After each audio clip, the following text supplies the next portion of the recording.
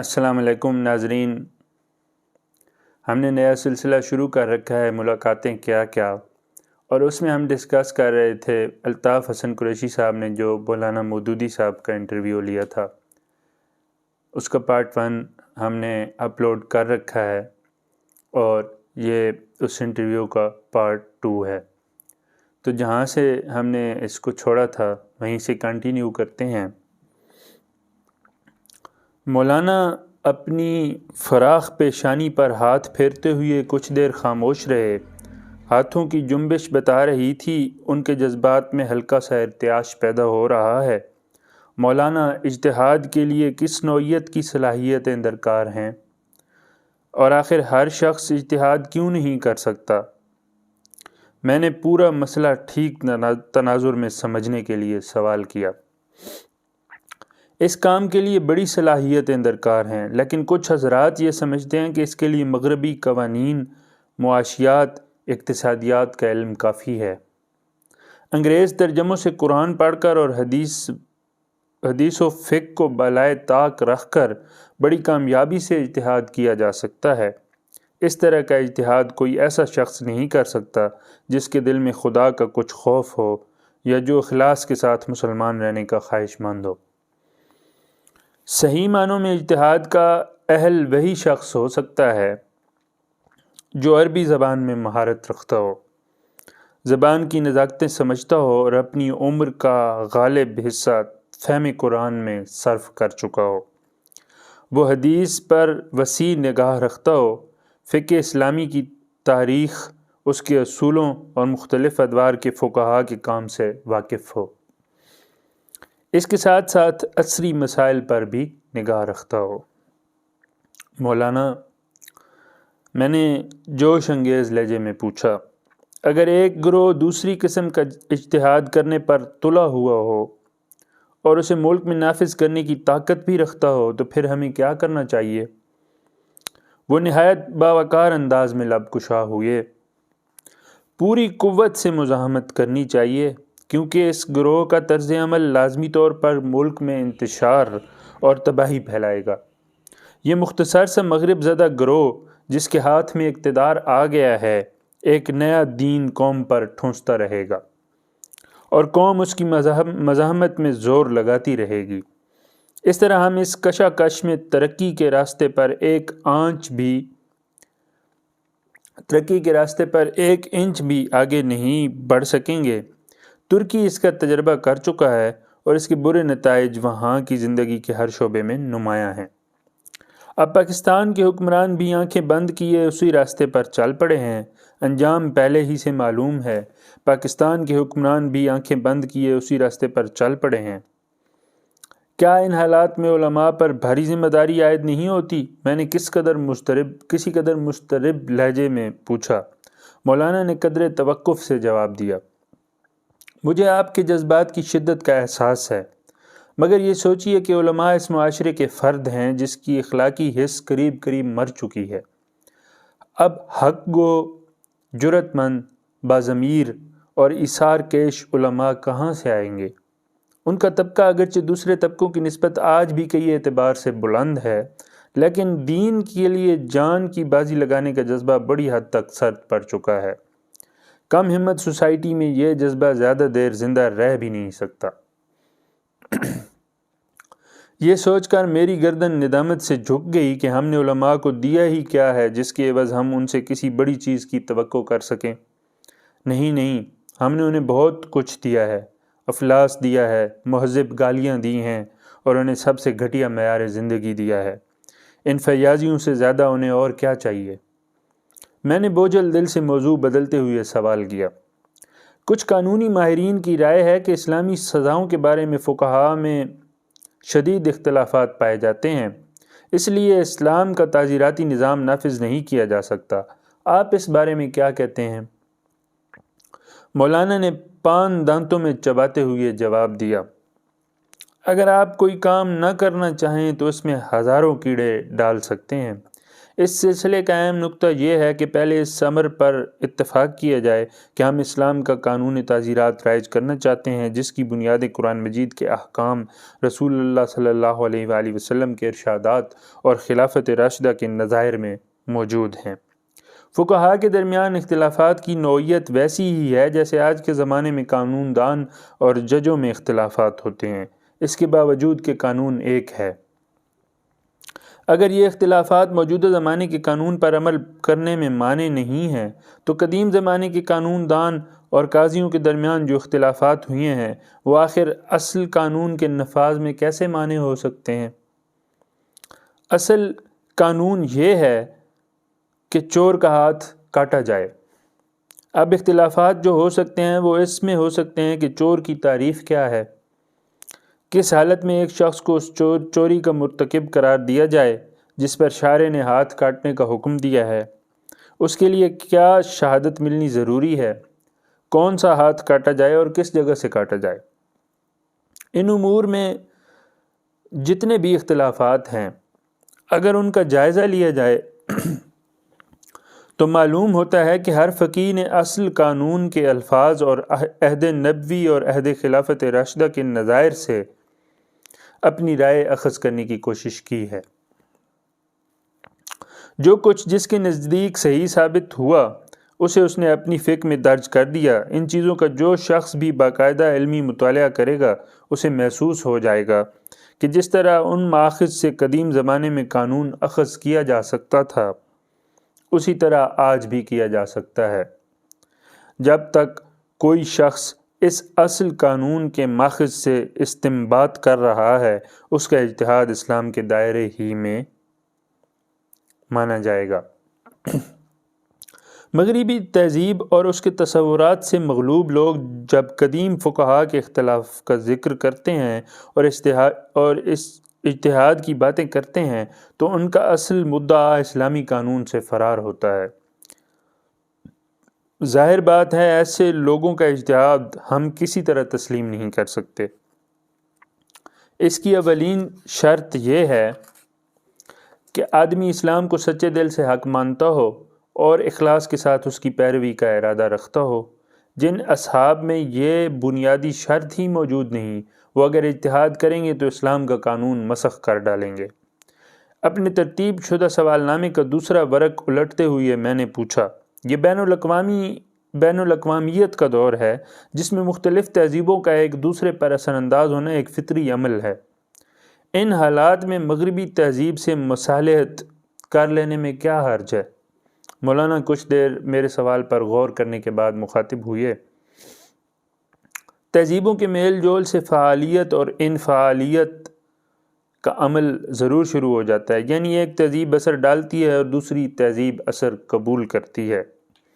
اب دیکھنا یہ ہوگا کہ ان دو صورتوں میں کون سی صورت ہمارے لیے قابل قبول ہے۔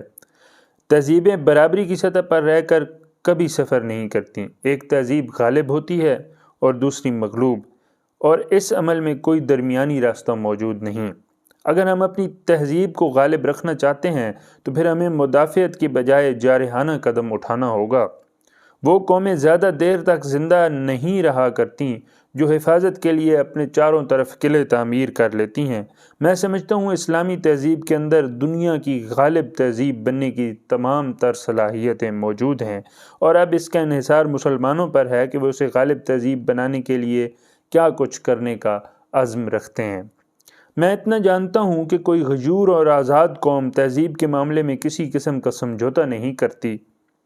قوم کی تہذیبی انفرادیت اگر ختم ہو گئی تو پھر کیا باقی رہا؟ جو لوگ اپنی تہذیب چھوڑ کر دوسروں کی تہذیب اپناتے ہیں ان کی حیثیت خس و خاشاک سے زیادہ نہیں ہوتی۔ تہذیب کی بات چل نکلی تو مجھے ثقافت اور کلچر کا خیال آیا جس کے بارے میں ہمارے دانشور اور مفکر ذہنی انتشار کا شکار دکھائی دیتے ہیں۔ یہ موضوع زیر بحث لانے کے لیے میں نے مولانا سے دریافت کیا، آپ جب اسلامی ثقافت سے متعلق کچھ کہتے ہیں تو حدود کا تعین کرتے ہوئے منفی رویہ اختیار کرتے ہیں۔ آپ یہ کہتے ہیں کہ فلاں چیز اسلامی ثقافت میں داخل نہیں ہے۔ یہ کیوں نہیں بتاتے کہ اسلامی ثقافت میں کون سے تفریحی مشاغل اور فنون لطیفہ داخل ہیں اور ان کے تفصیلی خد و خال کیا ہیں؟ مولانا قدر توقف کے بعد کہنے لگے، بات یہ ہے کہ اسلام انسانی زندگی کے لیے کچھ حدود مقرر کرتا ہے اور انسانی آزادی کو ان کے اندر محدود کر دیتا ہے۔ حدود ہمیشہ منفی ہوتے ہیں، ان میں صرف یہ بتا دیا جاتا ہے کہ یہ کچھ نہیں کیا جا سکتا، اس کے بعد جو کچھ ممنوع ہے وہ مباح ہے، جو کچھ ممنوع نہیں وہ مباح ہے۔ ان حدود میں رہتے ہوئے ایک فرد اپنے حسن ذوق کے اظہار اور نشو و نما کے لیے راہیں تلاش کر سکتا ہے۔ اسلام نے انسان کے فطری دائیوں اور تقاضوں پر قدغن نہیں لگائی، بلکہ صحت مند نشو و نما کی راہیں متعین کر دی ہیں۔ مثال کے طور پر اسلامی شریعت نے حیوانوں اور انسانوں کی تصاویر ممنوع قرار دی ہیں۔ اب اس کے معنی یہ نہیں کہ آرٹ کا ارتقا بند ہو گیا، بلکہ مسلمانوں میں جو حسن کاری کا جذبہ تھا اس نے تصویر کا راستہ چھوڑ کر خطاطی، نقش نگاری، پچی کاری اور ایسے ہی دوسرے راستے اختیار کر لیے۔ کوئی نہیں کہہ سکتا ان راستوں میں مسلمانوں نے جو آرٹ کے کمالات دکھائے ہیں وہ کسی طرح بھی مجسمہ سازی کے کمالات سے کم تھے یا ان میں حسن کاری نہیں تھی۔ ایسا ہی دوسرے میدانوں میں بھی ہوا۔ تصویروں کے بارے میں میرے ذہن میں بیک وقت کئی سوالات امڑ آئے۔ انہیں ایک سوال میں مدغم کرتے ہوئے مولانا سے پوچھا، بعض تصویریں اپنے رنگوں کے امتزاج اور فنکار کے خون جگر کی آمیزش سے نظر کو بالیدگی اور تازگی بخشتی ہیں، کیا اسلام ان کی بھی اجازت نہیں دیتا؟ مولانا نے مسکراتی آنکھیں مجھ پر جماتے ہوئے جواب دیا، جی نہیں، اسلام جو حدود قائم کرتا ہے وہ اتنے واضح ہوتے ہیں کہ ہر شخص یہ فیصلہ بآسانی کر سکتا ہے کہ میں ان سے آگے نہیں جا سکتا۔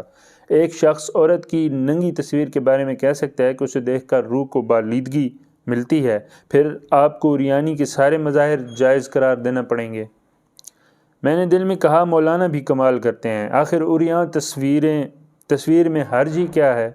ان تصویروں سے ذوق نکھرتا ہے، بزنس چمکتا ہے، اشتہارات دیدہ زیب نظر آتے ہیں، ہوٹلوں اور دکانوں کا کاروبار فروغ پاتا ہے اور مرکزی چوراہے پیرس جیسے معلوم ہوتے ہیں۔ کیا مولانا اسلام کے نام پر ہم سے یہ سب کچھ چھین لینا چاہتے ہیں؟ ہم نوجوانوں کا کیا بنے گا؟ یہ کائنات ان کے لیے بالکل بے رنگ ہو جائے گی۔ خیالات کے گرداب سے ابھرتے ہوئے ایک اور اہم سوال پوچھ ڈالا، کیا اسلامی ریاست سینما کو اصلاحی مقاصد کے لیے استعمال کر سکے گی؟ سینما کی موجودہ شکل تو انتہائی اخلاق سوز اور تباہ کن ہے۔ وہ یوں کہ فلم کمپنیاں سودی قرض سے سرمایہ حاصل کر کے کام آگے بڑھاتی ہیں۔ سرمایہ دار کا سود اور اپنا نفع دونوں چیزیں حاصل کرنے کے لیے وہ مجبور ہوتی ہیں ایسی فلمیں بنانے پر جو افیون اور شراب کی طرح لوگوں کو اپنی طرف کھینچ سکیں۔ یہ فلمیں لا محالہ جنسی کشش یا جرائم کے بارے میں بھی ہو سکتی ہیں۔ ایسے ماحول میں جو فلمیں اخلاقی حدود میں رہتے ہوئے بنائی جائیں گی وہ کامیاب نہیں ہوں گی۔ اسلامی ریاست اصلاحی اور تعلیمی مقاصد کے لیے سینما کو استعمال کر سکتی ہے۔ وہ اگر صحیح طور پر استعمال کی جائے تو ہمارے عام دیہاتی کی معلومات کا معیار ایک گریجویٹ کے برابر لایا جا سکتا ہے، لیکن یہ کام اسی وقت سر انجام پا سکتا ہے جب آنکھوں سے پلائی جانے والی شراب بند کی جائے۔ اب جو ٹیلی ویژن آیا ہے اس نے اور بھی قیامت ڈھا دی ہے۔ مغربی ممالک میں بسا اوقات ایسا ہوا، ایک بڑے بھائی نے قتل کا منظر دیکھ کر اپنا چھوٹا بھائی قتل کر دیا۔ جو مناظر پہلے فلم سکرین تک محدود تھے اب وہ گھر بیٹھے دیکھے جا سکتے ہیں۔ مولانا بات کرتے کرتے رک گئے اور ان کا لہجہ غم اور دردمندی سے معمور ہوتا گیا۔ وہ غالباً تاریخ کے جروکوں سے ماضی اور حال کا مشاہدہ کرتے ہوئے مستقبل کے ابھرتے ہوئے نقوش واضح طور پر دیکھ رہے تھے۔ انہوں نے یقین و وجدان کے عالم میں کہنا شروع کیا، آج پوری انسانیت دو چیزوں کی وجہ سے تباہی کے قریب آتی جا رہی ہے، ایک سودی کاروبار اور دوسری خاندانی منصوبہ بندی۔ ان دو باتوں نے انسان کو ایک انتہائی گھٹیا حیوان بنا کے رکھ دیا ہے۔ ایک نے اسے مادیت اور دولت جبکہ دوسری نے جنسی خواہشات کا غلام بنا دیا ہے۔ مجھے دکھ ہے یہ دونوں بلائیں میرے ملک کی طرف بڑھتی چلی آ رہی ہیں، اور مزید ستم یہ کہ انہیں ہم خود خوشی خوشی دعوت دے رہے ہیں۔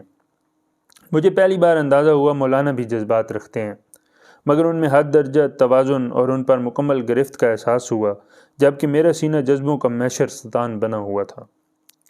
سوال کے لیے الفاظ جمع کرتے ہوئے پوچھا، زندگی میں آسائش و زیبائش کی اسلام کس حد تک اجازت دیتا ہے؟ مولانا نے کوثر و تسنیم میں دھلی ہوئی زبان میں فرمایا، اسلام آسائش کا مخالف ہے نہ زیبائش کا۔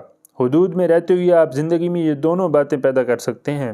دراصل وہ ضرورت کے پیمانوں کے مطابق آپ کو تمام تر مباحات کے استعمال میں اجازت دیتا ہے، بشرطے کہ آپ کے طرز عمل سے اسراف اور کبر نہ ٹپکتا ہو۔ ضرورت کے لیے آپ 2 منزلہ کوٹھی بنوا سکتے ہیں، اور اگر فی الواقع ضرورت ہو تو دروازے پر پردے بھی ڈال سکتے ہیں، لیکن اگر آپ بلا ضرورت محض نمائش کے جذبے کے تحت زندگی پر تکلفات کے قیمتی غلاف چڑھانے لگیں تو اسلام اس کو پسندیدگی کی نظر سے ہرگز نہیں دیکھتا۔ لیکن مولانا اکثر مشاہدے میں آیا ہے کہ جب انسان آسائشوں میں زندگی بسر کرنے لگتا ہے تو اس میں دین کے لیے جد و جہد کا جذبہ بتدریج کم ہونے لگتا ہے۔ کیا یہ مناسب نہیں کہ ہم ان آسائشوں سے مکمل احتراز کرتے رہیں؟ میں نے قوموں کے زوال کے اسباب پر نظر ڈالتے ہوئے سوال کیا۔ مولانا میرے سوال سن کر کچھ دیر خاموش رہے اور پھر فکر انگیز متانت سے مخاطب ہوئے، نہیں الطاف صاحب، یہ مناسب نہیں۔ اسلام میں جو حدود مقرر ہیں ہم ان میں اضافہ نہیں کر سکتے۔ اصول کی بات یہ ہے کہ ایک مسلمان کو مباح چیزیں استعمال کرنے کا پورا حق حاصل ہے، لیکن کسی شخص یا فرد کو کوئی مباح چیز اسلام سے دور لے جاتی ہے تو وہ اس کے لیے ممنوع قرار پائے گی۔ مثال کے طور پر کوٹ اور پتلون کی کریز ٹوٹنے کا خیال اگر کسی کو نماز ادا کرنے سے باز رکھتا ہے تو یہ لباس اس کے لیے ممنوع قرار پائے گا۔ آسائشوں کا بھی یہی معاملہ ہے۔ زندگی کی آسائشیں، مسرتیں اور جائز لذتیں ہمارے لیے ہیں، لیکن اگر یہ ہمیں اسلام کے راستے سے ہٹانے کا باعث بنتی ہیں تو انہیں ٹھکرا دیجیے۔ انسان کے عقائد پختہ ہوں تو یہ چیزیں اثر انداز نہیں ہوا کرتیں۔ جس شخص کے سامنے زندگی کا ایک واضح مقصد ہو اس کے لیے اصل چیز آسائش نہیں بلکہ مقصد حیات ہے۔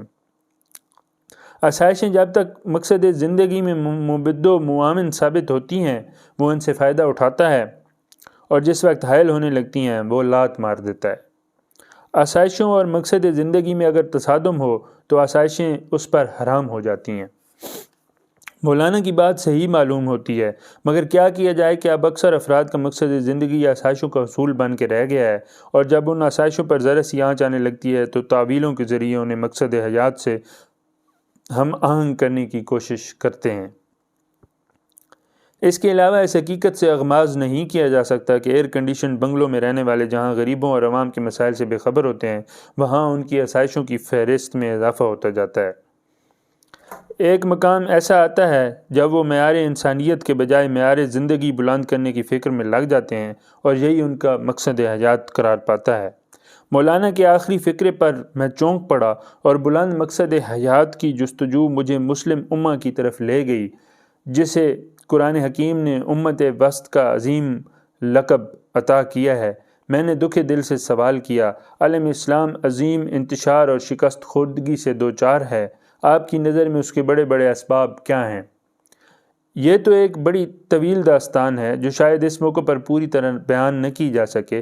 لمحہ بھر توقف کے بعد کہنے لگے، دراصل انتشار کی بڑی وجہ ایک ہی ہے کہ مسلم سوسائٹی کی قیادت مدت دراز سے ایسے لوگوں کے ہاتھ میں ہے جو اپنے آپ کو اسلام کی حدود میں رکھنے کے لیے تیار نہیں۔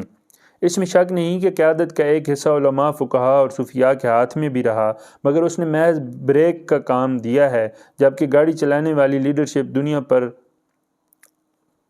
دنیا پرستوں کے تصرف میں رہی ہے، جس نے بگاڑ انتہا تک پہنچا دیا ہے۔ اب جب تک گاڑی چلانے والی لیڈرشپ دیندار اور خدا ترس لوگوں کے ہاتھ میں نہیں آئے گی اس وقت تک یہ حالت نہیں بدل سکتی۔ بعض مسلمان ملکوں کا تو یہ عالم ہے کہ بریک ٹوٹ چکا ہے اور ڈرائیور گاڑی کو بگ ٹوٹ نشیب کی طرف لے جا رہا ہے۔ جن گاڑیوں نے کبھی بلندیاں سر کی تھیں آج وہ نشیب کی طرف لڑک رہی ہیں، اور ہم تماشائی کی حیثیت سے یہ سارا منظر دیکھ رہے ہیں۔ ہمارے اندر اتنے بڑے سانحے پر احساس کی ذرا برابر خلش پیدا نہیں ہوتی۔ میں نے اپنے سوال نامے کا تیسرا ورق الٹتے ہوئے مولانا سے استفسار کیا، کیا صورتحال بدلنے کے لیے کوئی اجتماعی کوشش کی جا سکتی ہے؟ مولانا نے یاس اور امید کے ملے جلے جذبات کی رو میں کہا، اجتماعی کوشش سر دست فقط اس حد تک ہو سکتی ہے کہ دینی روح بیدار کرنے والے لوگ اپنے اپنے ملکوں میں کام کرتے رہیں اور جب کبھی موقع ملے تو ایک دوسرے کے خیالات اور تجربات سے فائدہ اٹھائیں۔ اس سے زیادہ کچھ کرنے کے لیے بین الاقوامی حالات اس وقت کوئی موقع نہیں دے رہے۔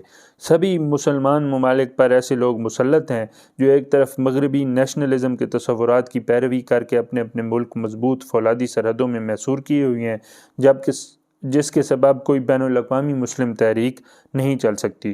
دوسری طرف وہ مغربی تہذیب و تمدن کی ترویج سے اسلامی تحریکوں کے راستے میں سخت رکاوٹیں ڈال رہے ہیں۔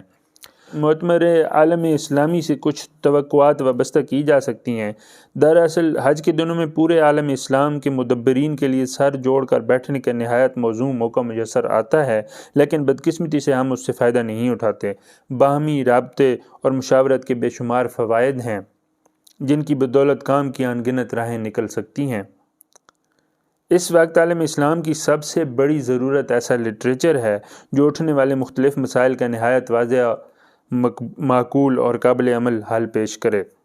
اس سلسلے میں ہم اپنا لٹریچر عربی میں منتقل کر رہے ہیں جس کی خاطر خواہ نتائج برآمد ہوئے ہیں۔ کچھ ممالک کی درس گاہوں میں بعض کتابیں نصاب میں شامل کر لی گئی ہیں اور بحیثیت مجموعی یہ وہاں کے نوجوانوں بالخصوص انگریزی تعلیم یافتہ طبقے کو متاثر کر رہی ہیں۔ ان کتابوں میں عرب نیشنلزم پر بھرپور تنقید کی گئی ہے اور شاید یہ اسی کا اثر ہے کہ عرب ممالک میں عرب قومیت کے خلاف تحریک اٹھ کھڑی ہوئی ہے۔ عین ممکن ہے یہی آگے چل کر اسلامی تحریک کے لیے راستہ ہموار کرے۔ مولانا بات ختم کر چکے تو میں نے اسی موضوع پر ایک اور سوال کر دیا۔ آپ نے عرب ملکوں کی سیاحت کی ہے، کیا اس سرزمین سے کسی اصلاحی اور جمہوری تحریک اٹھنے کی توقع کی جا سکتی ہے؟ مولانا نے آہستگی سے فرمایا، وہاں جمہوریت کے امکانات روشن دکھائی نہیں دیتے۔ تقریباً تمام عرب ممالک میں آمریتیں قائم ہیں۔ عراق، سوڈان، مصر میں آمریت ہے۔ تیونس بھی قریب آمریت کے تحت زندگی بسر کر رہا ہے۔ اردن، مراکش اور لیبیا میں بادشاہت قائم ہے۔ شام کے اندر جمہوریت سر اٹھاتی ہے اور آمریت اسے بار بار پچھاڑ دیتی ہے۔ جمہوریت اس وقت عرب ریاستوں میں کہیں بھی موجود نہیں۔ سیاسی رقابت کی بنا پر ایک ملک دوسرے ملک میں جمہوریت قائم کرنے کی کوشش کرتا ہے، لیکن وہ جمہوریت کا علمبردار خود اپنے ملک میں آمریت چلا رہا ہوتا ہے۔ سبھی مسلمان ملکوں کا قریب یہی حال ہے کہ ان کی فوجیں اپنے اپنے ملک فتح کرنے میں لگی ہوئی ہیں۔ دوستو، یہ تھا ہمارے مودودی صاحب کے انٹرویو کا پارٹ 2، اور یہ ابھی انٹرویو کا کچھ حصہ باقی ہے، وہ انشاءاللہ ہم پارٹ 3 میں ڈسکس کریں گے۔ اجازت دیجیے، اللہ حافظ۔